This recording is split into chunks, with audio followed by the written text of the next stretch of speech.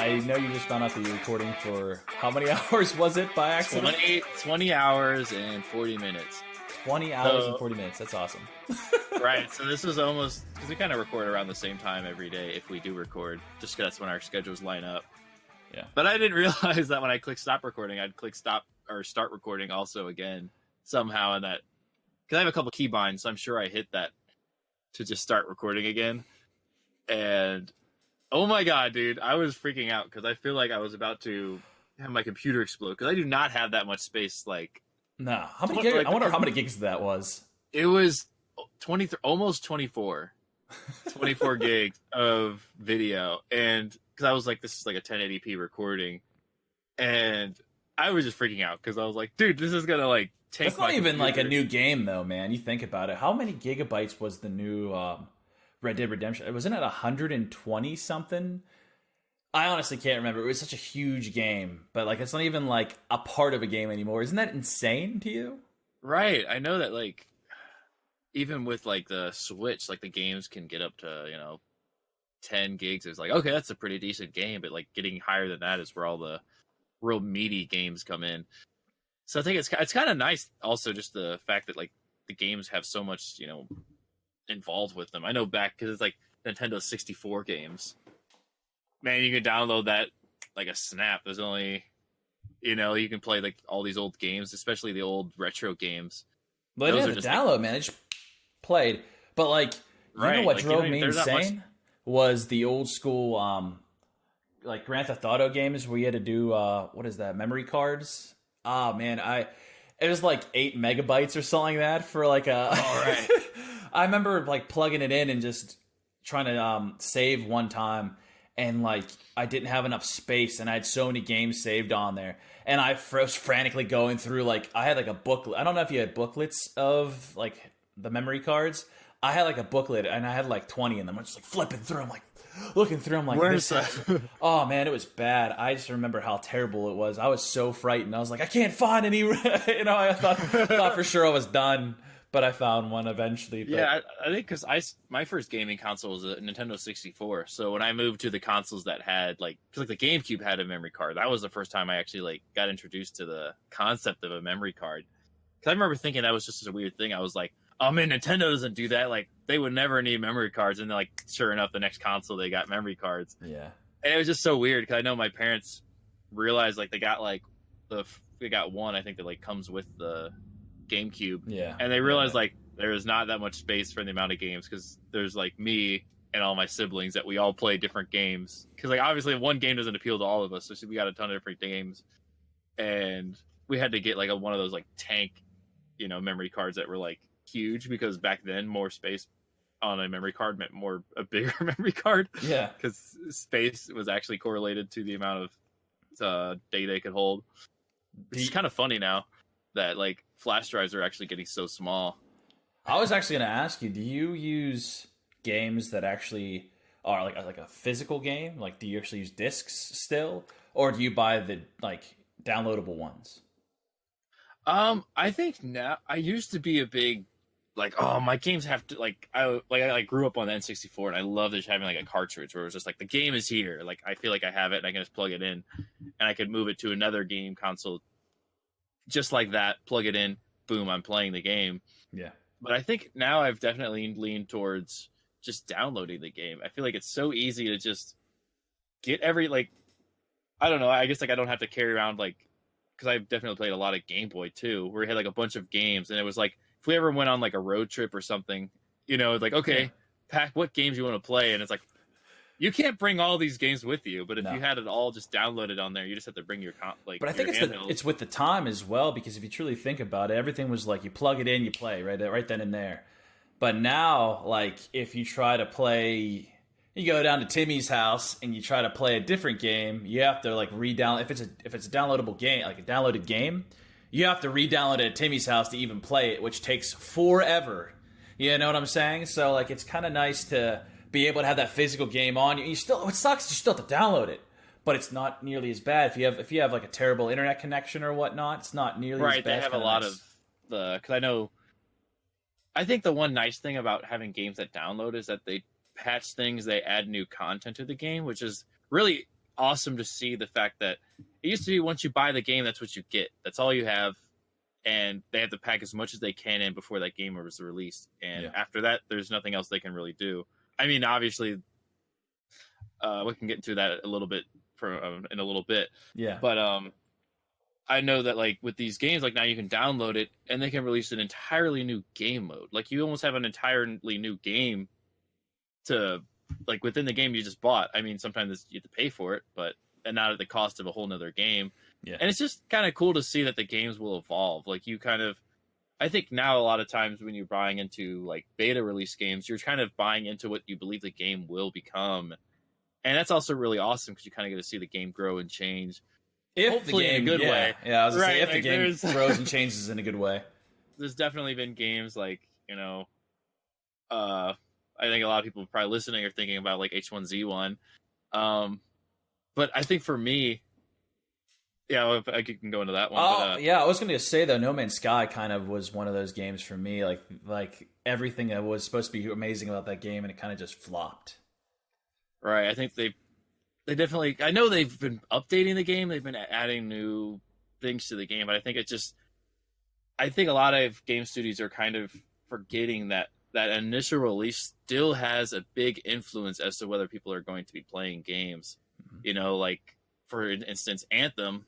If they aren't, like that on their demo release, they had a lot of bugs, and it was kind of like, we all thought it was just going to be like, oh, it's part of the demo. If their servers are just being bogged down, because the only issue you really had there was you just couldn't connect. You had long load times, and everyone just kind of associated with like, oh, this game is so popular that everybody's trying to play it. And then the initial release comes out. It's that, but then more issues kind of come into. Yeah. But I was going to say, No Man's Sky kind of had that. They changed everything towards the end. I mean, they really fixed the issues that were at hand, but they still had the name No Man's Sky, and everyone had this negative connotation for the name. Right. And I think just as of recently, H1Z1 kind of took that approach, and they're like, you know what, I'm not gonna do this anymore. They have this semi-negative connotation with the name H1Z1, and they actually ended up changing the name. So they ended up bringing up the new patches and everything for it, and they renamed the entire thing to, what was it? H1 Z1? Battle... Oh, is it Z... Yeah, it's right. What is what is. Yeah, Z1 Battle Royale? Is that it? Right. They got a new logo. Kind of this... It's still, like, essentially the same game, but they're rebranding themselves kind of to focus more on that. We're a Battle Royale game. This is... Like, they're kind of trying to focus more on, like, this is different. They're trying to get rid of that stigma that they have that they're that stuck in beta game. And one game I know that I played a lot in its beta, you might not have heard of it, is RoboCraft. I've heard of it, but I've never played it. Yeah, so it's kind of I guess you could say it's similar kind of like to Minecraft, I guess, where you can but you build your own robot and you can have different parts and stuff, and you have to like battle everyone. Yeah. And I was in this game from the very beginning, and like, so there's like, I remember you telling me you were super like high and ranked in the game or something like that because you played so much. Right, because there was like these like there was 10 levels, and you had to play the game and get enough wins so that you could like buy more parts, and the bigger your robot was, it would rank it based on how big and what powerful guns you had on it. And I had played the game where I unlocked everything, and I was able to unlock the boss cube, which meant that like it was the tier right above 10 that like not everybody could get because you had to like grind so long. And I kind of embarrassing to say that I grind enough to get I got the boss cube, which basically unlocked you had like you could make a bigger robot, and then there was like these battle modes where you could have like each team had one boss, and then everybody else was like a tier 10 or somebody. So I would be that boss like leading everyone on the charge, and it was like such an awesome feeling just being like, oh yeah, I've played so long that General Jemshi leading the charge, huh?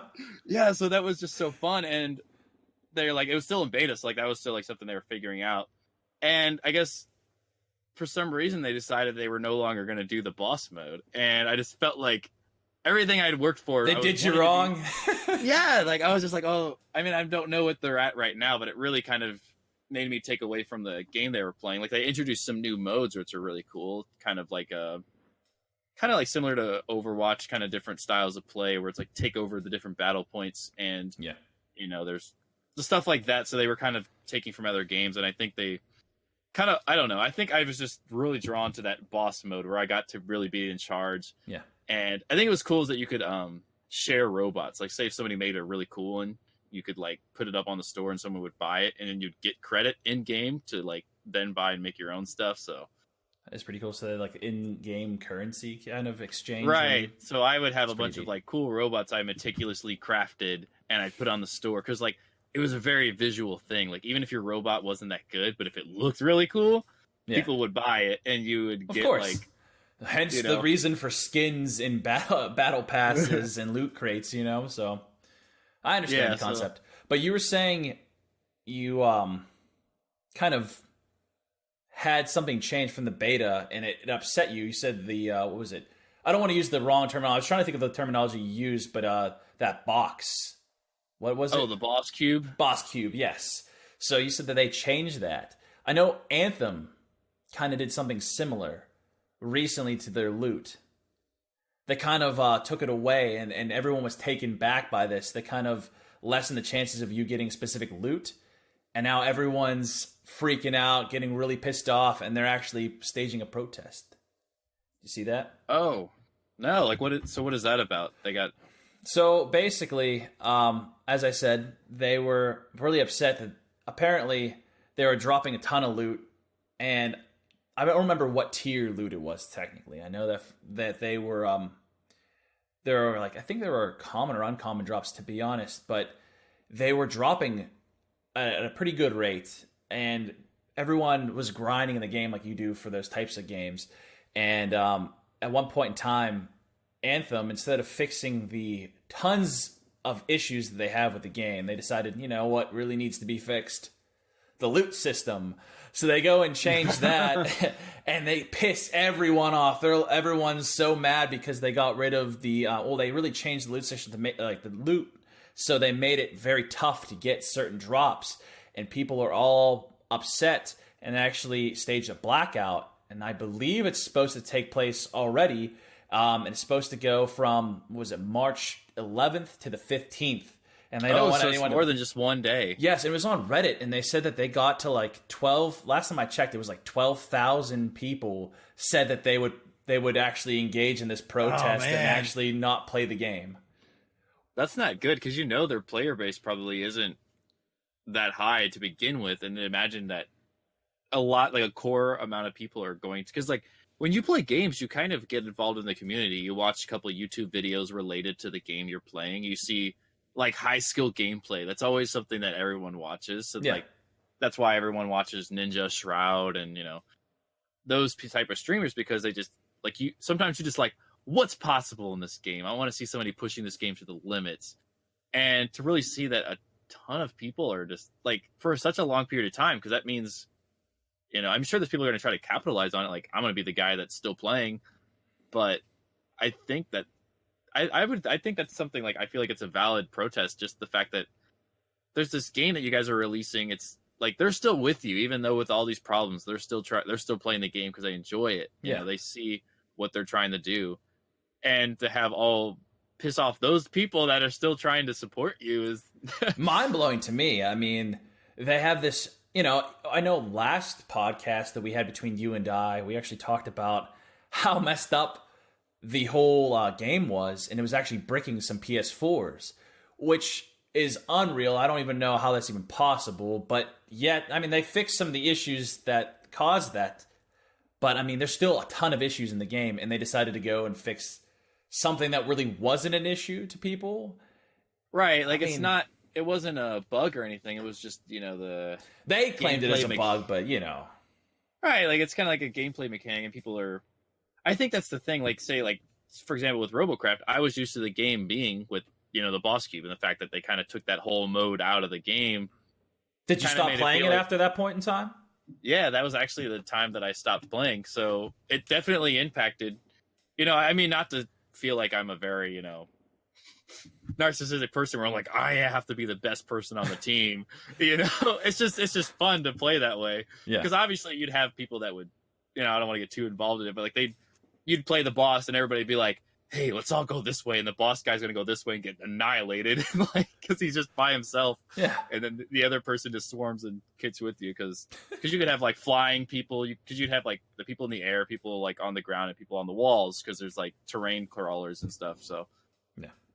So it was like a fun game, but like once they kind of change a lot of that, the aspect of the game, and suddenly there's, what am I trying to build towards? I can't build a boss guy anymore, Yeah. And I feel like that's kind of with, Anthem, where like you're playing this game and you're really expecting and you're seeing things that like, you're seeing the potential because what they already have. And when they no longer have, they're changing the things they already have, you're like, well, I'm playing a different game now. Like, I'm not even. Or at least they see it as unfair just because they put so much time and effort to grind to get that gear, to get those drops, or a potential to get that drop. And they just go, no, it's dropping too much. Let's cut back on those drops and make it harder for people to do it. In my mind, all your hard work that you put in thus far has been erased if you haven't reached that or got that loot specifically. So I'm saying, right. Like, they really pulled a fast one and said, all the time and effort you put into this game so far is kind of not worth my time. I don't care. I want to make sure that it's harder for you to get that loot. Right. Like, I can see they're trying to incentivize gameplay. Like, they want more people playing the game. They want them playing for longer. Because I think that's now a big statistic that a lot of games want to brag about, is what's the size of their player base and how many people are logging every day. How long are they playing when they log in? So there's a lot of stats like that. Like, it used to be like, how many games did you sell? And that was it. Nobody really cared beyond the fact that, okay, I sold this many games, and the ones that sell the most are obviously the ones that did well because they told their friends to buy this game because it was so fun, so they would download it. And I think now they're trying to incentivize that, but I feel like at the same time, you don't want those gameplay hours to be unenjoyable. You don't want it to feel like, oh man, all that time that I've been playing this game, I should have been grinding out this way because I didn't know they were going to switch this up on me. Like, I think for me, even like just in general in the world, just if the more communication you have before, suddenly changing things, the more like, responsive and, accepting people are about those changes. If you don't tell them anything and you change something massive, people are they aren't going to like that. But if you suddenly go, hey, we're coming up with this thing, people would be like, okay, well, this is the time to grind, like something like that. Like got an idea that like, hey, give them at least a warning that something is going to change. Right. Like, you don't want to suddenly be like, oh man, I should have been grinding. I was free this weekend, but I decided to play, But regardless, I mean, I feel if I were a customer in that sense, I'd feel let down just because, there's so many issues, like I said, with that game. And they decided to focus on that specific issue because, to be honest, it's more or less the idea of them understanding the customer, the customer is trying to get that potential gear, and I understand that they want people to play, grind, lengthen the game because maybe the content that they want to release later on isn't quite done yet.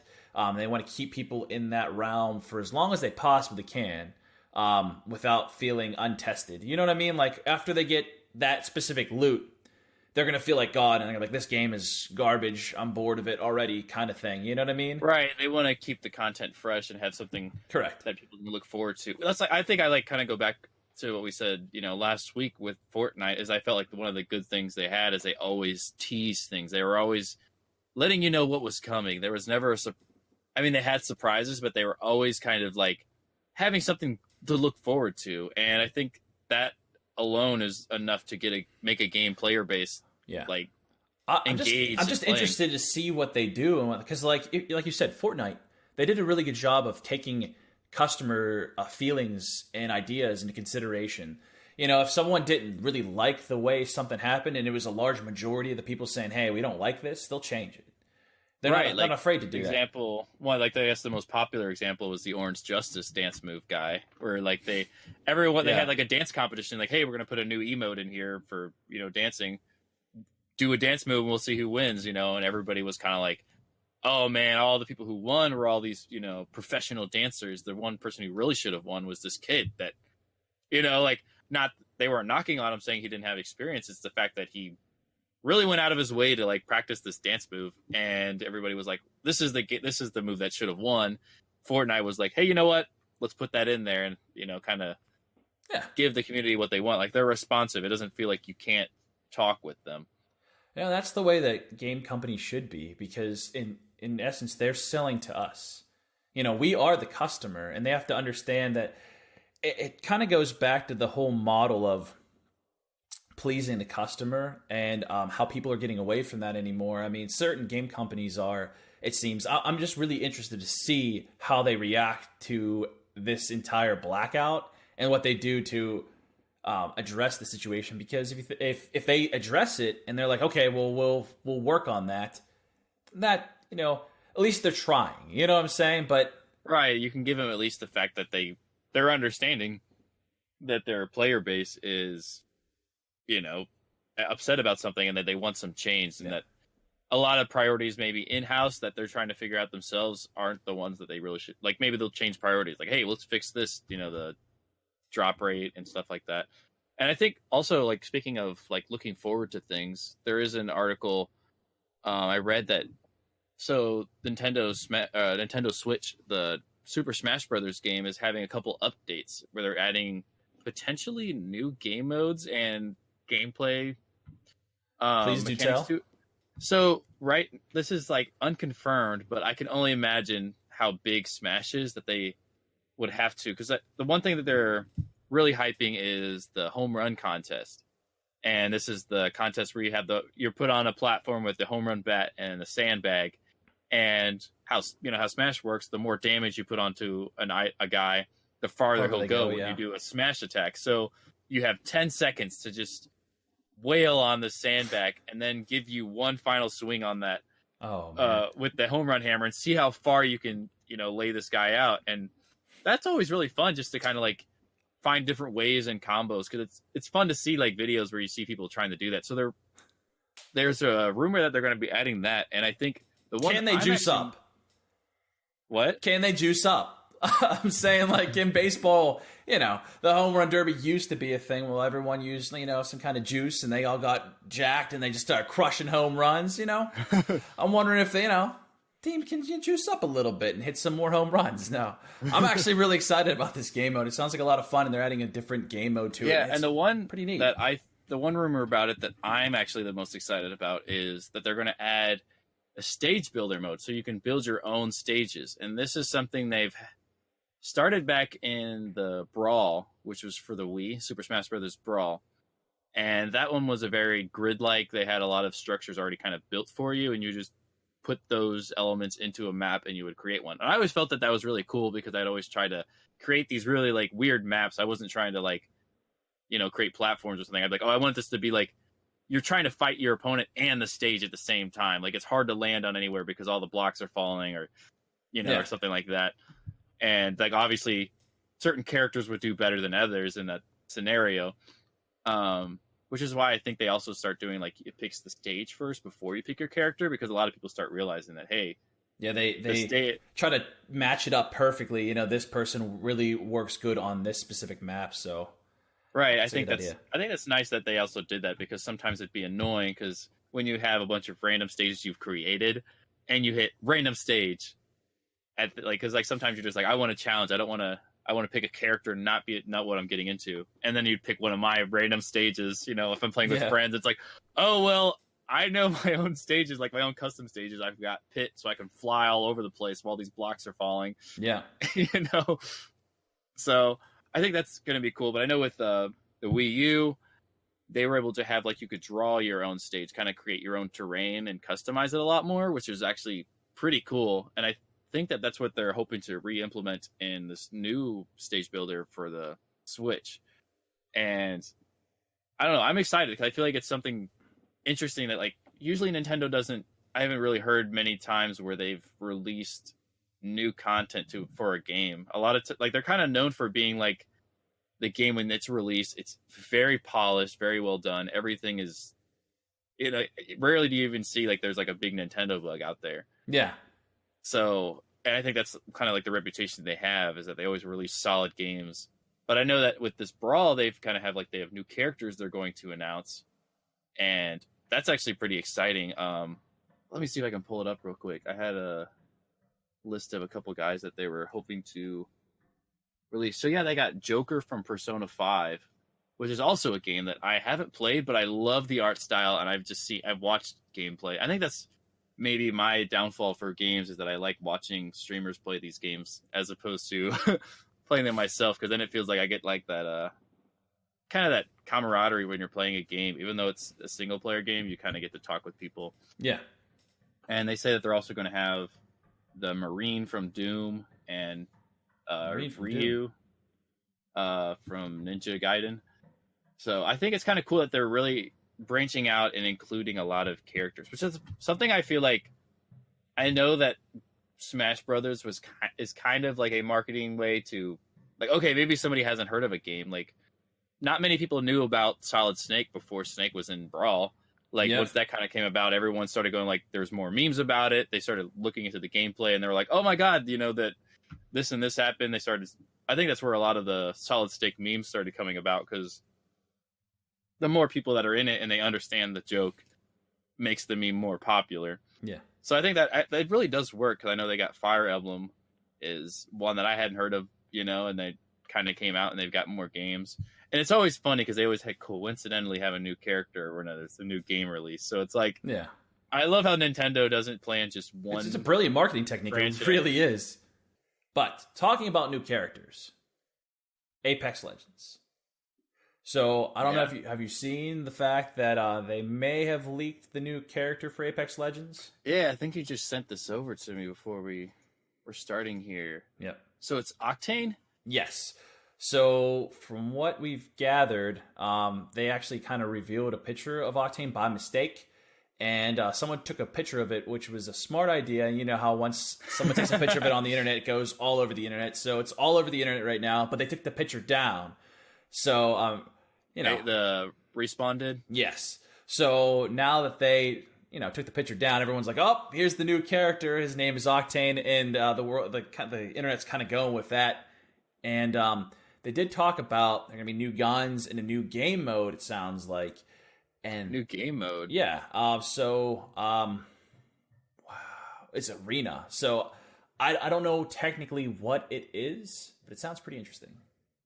Yeah, I'm trying to think what they could bring to the table. I mean, they've already got Battle Royale, and then most they could probably change up would be the maps. So I'm trying to think what other element they could have. Like Arena would be, I don't know, maybe it's some kind of like it could be something like Overwatch where you got teams, you got like you have a team and another person has a team and you're just trying to go at it with each other. Or like maybe it's a smaller battle royale. Like it could be. That's how I could think they could try to make it a lot smaller. Maybe there's just 3 teams of 3.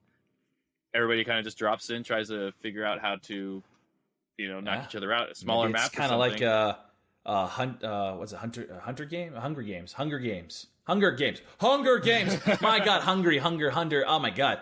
Anyway, Hunger Games style game. Like they drop, pick up a weapon real fast, and just right at it kind of thing. Maybe that's right. Like what if they have everyone drop right in the same spot? Like you could brawl it out, or if you ran off and got a gun, you could probably take everyone down. So like, I think that's an interesting thing with the Hunger Games that I feel like hasn't really been seen in many battle royale games. Like there's always the overhead drop where everyone kind of drops and they run off, but I haven't seen where they've ever spawned. Yeah, I know they have this like the loot in the middle, and then have everyone drop on the edges, and then you can either be a hero running in and hurry up and grabbing the first weapon and taking everybody else out, or perishing in the middle. Something like they could have like where instead of dropping and you have loot, like let's say that you have 3 people, one person's got to, like it forces one person to be the sniper, one person to be, the close range, somebody to be, the in-between or something like that. Like, I think it'd be kind of interesting where they start, trying to make roles for people. So, I mean, those are my guesses as to what could happen. I mean, who knows? For all I know, they could probably, I think the one thing I'd like I said, I think the one thing that innovates a lot of gameplay and styles is where there's like mods. And I know that mods is where a lot of, cool gameplay ideas come about. Like, well, a lot of new game spins come off of that too. I mean, you get mods like the DayZ mod, and that the Arma mod became PUBG. Like games like that, it's just unreal. And it's sad to say, like I haven't seen a good mod in a long time. Right, because I think a lot of times, I think mods usually just try to recreate, like, because like the Hunger Games, when that came out, Minecraft was able to, there was a mod for Minecraft Hunger Games, you know, so yeah. And that was a lot of the first where Battle Royale kind of like really started, and obviously, whoa, you know, whoa, shots fired. Well, I mean, I think that Minecraft has the reputation of being kind of a kids game, not because I think that's just who it's marketed towards. You know, it's not the fault of the game itself. It's just the fact that they realize that this really appeals. It's a very kid-friendly game.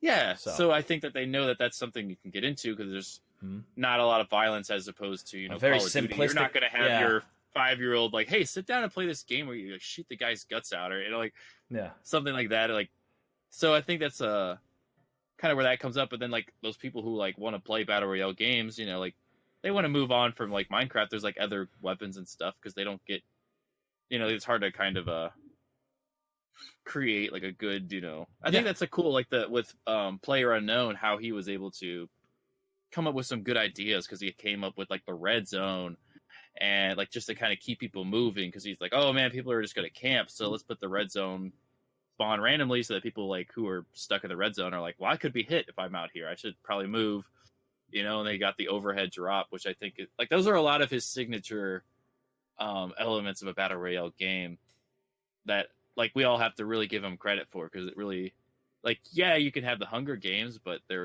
that's kind of what set him apart. Like, yeah, what's different to this game in Minecraft, like as opposed to the graphics, you know? But we forgot one actual key part too. They are releasing a battle pass soon. Apex Legends? Yes. Oh man, I feel like we definitely predicted that. I feel like that's something that we said like, yeah, if it's a free game, they've got to generate revenue, and a lot of games have been figuring out, you know, battle passes, and hopefully it's not ridiculous like Dead or Alive.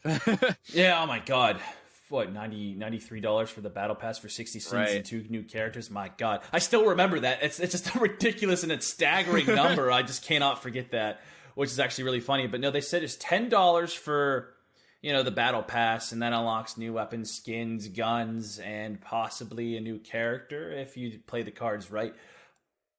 Yeah, I think it depends on how the season pass, like, what's the time frame? Because I know with Fortnite, I think it's 2 or 3 months is a battle pass, and a lot of companies, I think, realize, like gaming companies, realize that that's a development window, like right there. Like when you're trying to create new content, it probably takes, you know, a couple months, and you can release it.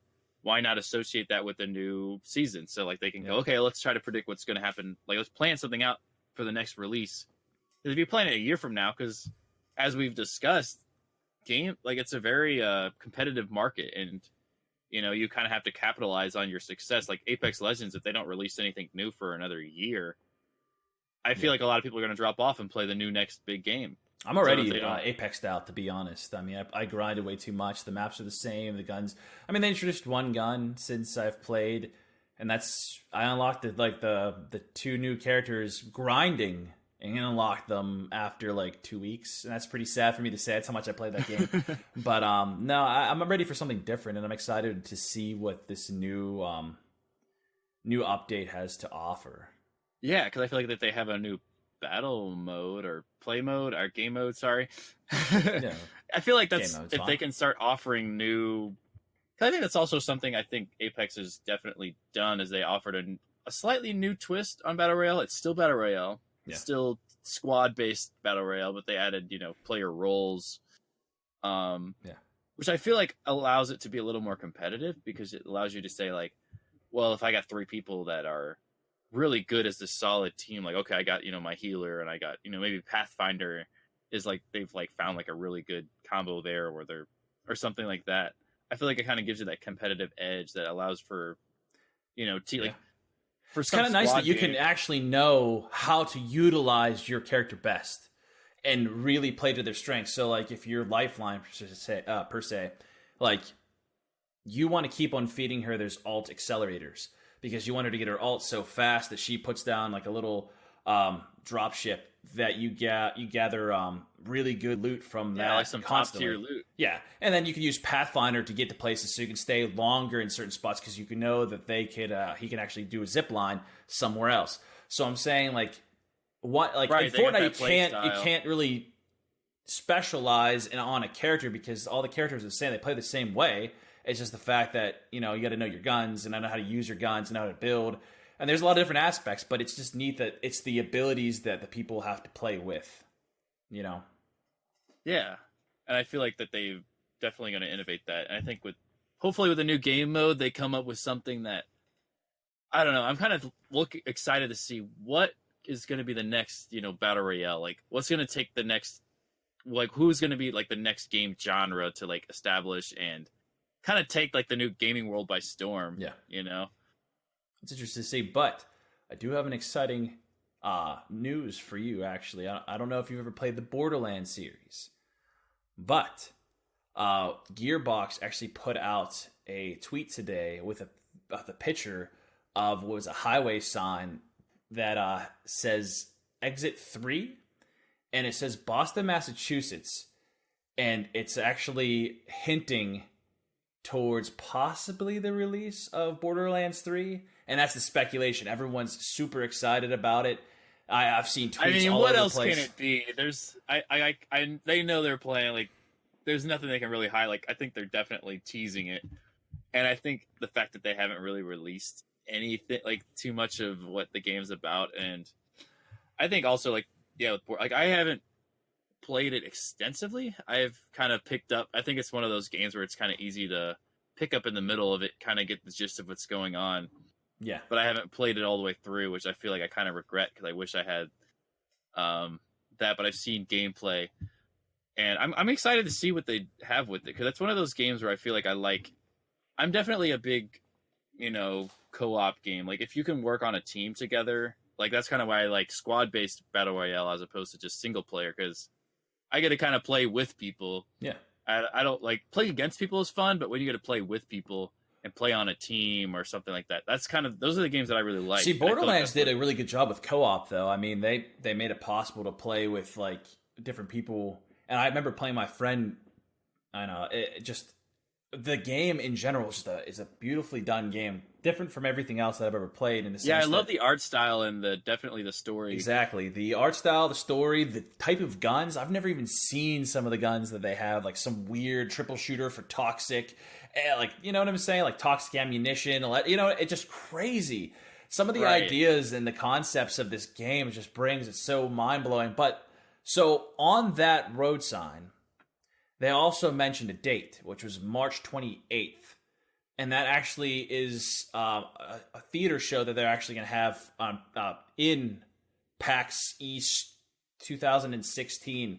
So they possibly are going to be announcing that, I'm assuming. 26? You mean 2019? Did I say 2016? Yeah, I was like, Damn. I'm curious if it's... I meant to say 2019. Sorry, I did not mean to say 16. I mean, it's still new. I've had that every now and then when I'll still write 2018 or something, but...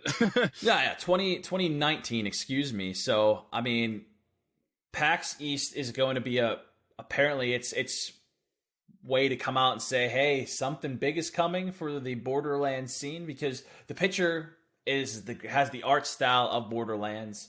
I mean, what else could it be? Right. I'm excited. We're definitely going to have to tune in if they have... I'm sure they're going to live stream it somewhere. That's the new thing, man. After Apex did their live stream, I mean, I watched their numbers. Like, I got on there early, and I'm like, yes, it's going to be announced. And I just watched their numbers shoot up like crazy. And then, like, everyone was sitting there, and they're like, 3 more hours to wait. And I'm like, what? And then they announced it later on that Apex Legends was coming out, and I was super excited because I got to see it. But, I mean... live streaming is the way to go. It gets everyone super excited, and it feels so personable instead of like them just making an announcement you watching on YouTube or something. When you're there, like watching it, like live on live stream, I'm like in it. Right, and you get to feel like the reaction because you're like, me and everyone else. Well, you get to see everyone else's reaction, yeah.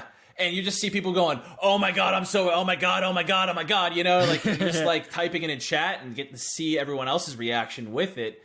It's awesome. You get excited just watching and everyone else type in chat, and then you just start getting really hyped, and it just builds the suspense, builds the expectation.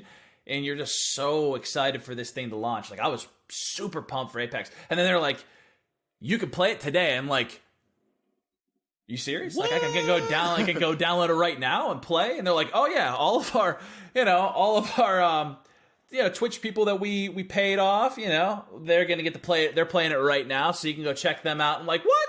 And then I look, and then people are playing Apex Legends, and I'm like, dude, this is awesome. Like, that they did it the right way, and I'm excited to see what other people bring to the table once they do their announcements and things like that, because that, in my mind, that set the bar. Like, everything worked flawlessly. They had this all planned out very well. And then they got people from, like, main names from Twitch to actually stream Apex Legends live, and they're like, you can go check it out.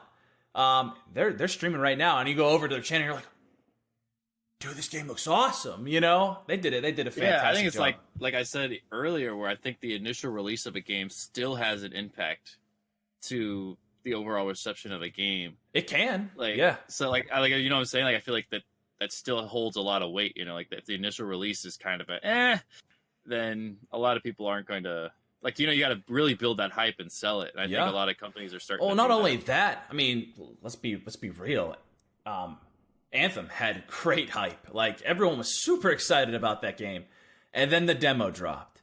And then people were like, hey, let's play, and loading screen. What the heck? What's going on here? Oh, eBay servers are full. What's going on here? Like, you gotta execute is the whole point. If you can get everyone excited, hyped, and then execute correctly, then that really helps your game and helps sell it.